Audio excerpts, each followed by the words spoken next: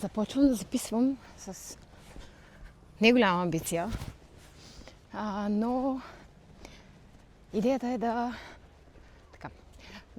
от доста време, вече повече от 3 години, с моето семейство обикаляме българските села. И ако има и други ентусиасти, като нас и особено като мен, които си мечтаят за живот на село, но искат първо да разгледат, да видят какво се случва из България, из българските села. Ще се радвам да изгледате този влог до края, да се абонирате за YouTube канала ми, в който ще виждате много различно съдържание, но основно свързано с такива хубави неща. Село, по-чист начин на живот, по-съобразен с околната среда и опазването й. Ще видите и творчество. Така че ще се радвам наистина да се абонирате. Ще започнем сега с един много малък влог, който просто го направих импровизирано. По принцип не исках да снимам. Не пътувам с идеята да снимам. Това искам да го отбележа. Не пътувам, за да снимам. Аз просто пътувам и ще се постаря да снимам каквото мога, и то важни детайли от различни български села, за да запозная семейства като нас с това къде какви условия има, каква е природата, какви са комуникациите, какъв е социалният живот и така нататък. Смятам, че ще бъде изключително полезно, защото лично аз постоянно търся такава информация за цяла България и няма такава информация някъде систематизирана, например най-добрите български села за живот с деца и така нататък. Надявам се наистина да е полезно, както аз си го мисля. И наистина не очаквайте нещо, някакви намазани неща, нито влог за това как живея.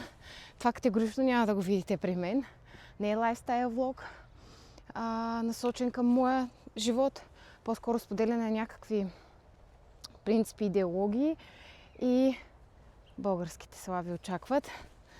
Така че гледайте сега какво съм ви подготвила, като това, което всъщност ще видите след малко на кадрите на нашето пътешествие. Насочихме се към района около Попово, тъй като не знам, просто минах покрай там преди около 6 месеца и си казах, че това е район, който много ни харесва. Бихме искали да посетим отново, да разгледаме и да видим. И всъщност се оказа, че аз имам познати в едно от селата край Попово. По-скоро се подсетих, че имам там позната и се получи нещо много, много хубаво. Едно пълно преживяване. Буквално само един ден бяхме там. Отидахме и на оглед за конкретна къща в едно от селата. И честно казвам, по принцип така правим. Ако сме се насочили, че някой район ни харесва и смятаме, че той би бил добър, за да си вземем селски имот там, винаги гледаме да видим какви предложения има. Разбира се, винаги питаме и местните, ако имаме това време, защото това е много ценно. И един от имотите ни в българско село го купихме точно така. С случайна спирка беше даже там, между други 2 села, които обикаляхме, и просто решихме да спрем да вземем нещо за хапване. Оказа се, че има магазин в това село и заговорихме се от тези сладките селски разговори с хората, които никой няма маски, никой не гледа суета, никой не мисли другия с какво е облечен, просто сладки приказки и споделяне. И буквално след няколко дена се здобихме с страхотен парцел. И така, хайде с нас към Попово. Това е, пускаш парички, то се мърдат 3 пъти. Ако пуснеш...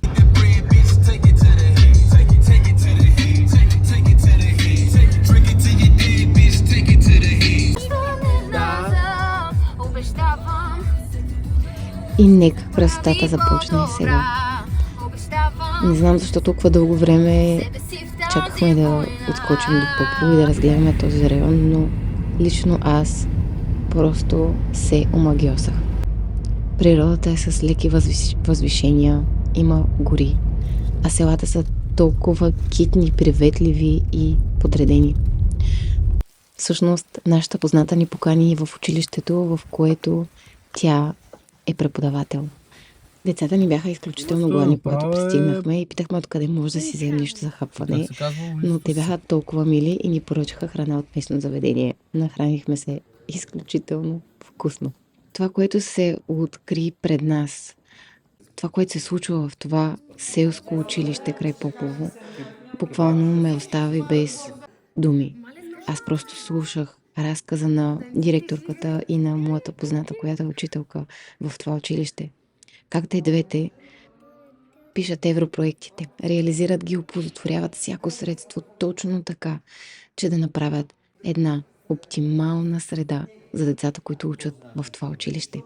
Искам да ви кажа, че програмата, кабинетите, всичко, което видях, аз по едно време просто стоях, слушах разказите им и бях със сълзи на очи. Защото си дадах сметка как моето дете, което учи в голям град, стаята, в която е, постоянно има нещо, което няма кой да поправи.